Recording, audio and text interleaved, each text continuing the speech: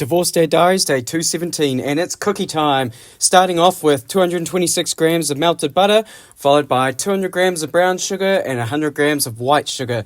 So today I'm not actually making just, your regular cookies. I decided what I would do is I would make a cookie slice. I figured it'd be like the same as making cookies, right? And, I was kind of right. The recipe's basically the same.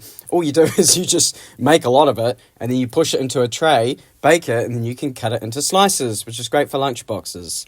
Once that sugar and butter has got to know each other, I'm then chucking in 2 teaspoons of vanilla essence and 2 eggs, putting 1 egg in, mixing it in, putting another egg in, mixing it in. And this is another recipe that I've taken from the website Sally's Baking Addiction, because last time I used them, I was impressed by the fact that everything was measured out in grams.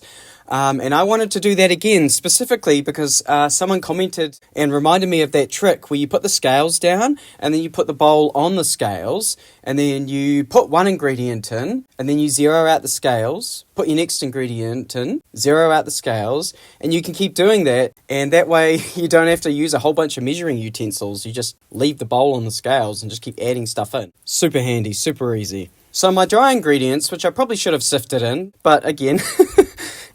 I think, have you come to expect this at this point, that I kind of half-ass things, it still tastes good, right? It still tastes good. So anyway, we're chucking in 343 grams of flour, followed by 1.5 teaspoons of corn flour and 1 teaspoon of baking soda. I don't know what the corn flour's got to do with it. I've seen this on other baking recipes before, and I've never actually bothered to look up what the purpose of it is, but maybe I should do that. Once those are all in the bowl, go to mix them, realizing it's probably easier just to fold it in with a spatula, so I did that. Then at this point, forget to record yourself putting chocolate chips in, but that's okay because I didn't put enough in. You see, I like to measure the chocolate chips with my heart, and I have a big heart. I've got a lot of love, so that means a lot of chocolate chips.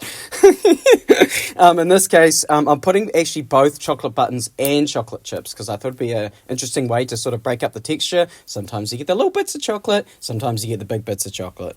And of course, once that's all folded together, get that into the baking tray. Still don't have an offset spatula, but that's cool because I get to make these cool, weird textures on top, I guess, with the rubber spatula. But push that out to the edges, and then I'm going to chuck that into the oven at 180 degrees for 27 minutes. Yes, I know, very specific, but I'm trusting this. I'm trusting Sally. And weirdly enough, 27 minutes later, it was cooked and looked great, but that flour that fell into the oven is still the same colour. Does flour not brown? I don't know.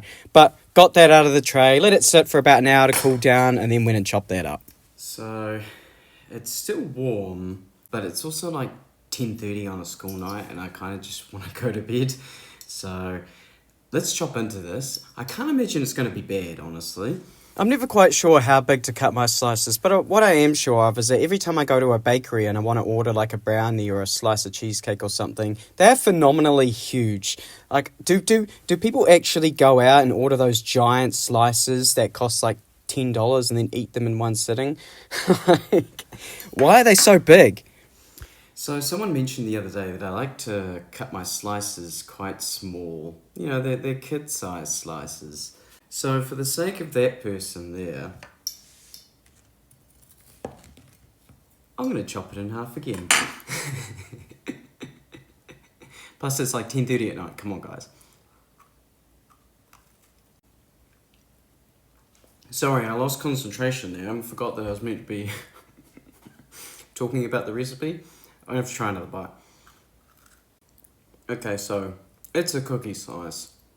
It tastes like a cookie. It's really light, it's really fluffy, a little bit chewy. It's got a bit of the crunch on the outside around the edges where it's baked for a bit longer. Kind of like the edge of the brownie. I joked, but I'm gonna have to eat this other piece now. Okay. It's too good, okay? It's good. I don't like my cookies to be too crunchy. And I think this is a perfect recipe for that. Nice and soft. Anyway. I should go. I need to go to bed. Alexa, stop. I need to go to bed, and I will catch you on the flip side.